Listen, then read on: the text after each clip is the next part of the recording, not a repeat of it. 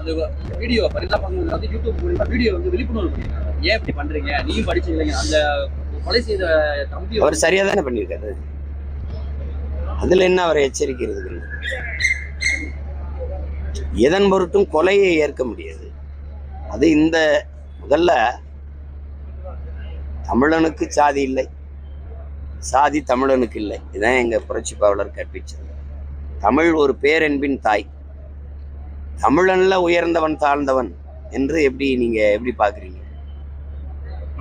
என்னல நீங்க எந்த வழியில தாழ்ந்துட்டீங்க?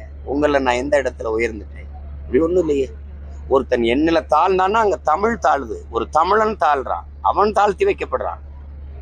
நீ யாரும் தாழ்ந்தவன் இல்லையே, தாழ்த்தி வைக்கப்பட்டவன் தானே, தாழ்த்தப்பட்டவன் தானே. அப்ப யாரு தாழ்த்தியவன் ஒரு கேள்வியே இத்தனை 100 ஆண்டுகள் அவங்களுக்கு எழல. எப்படி எழல?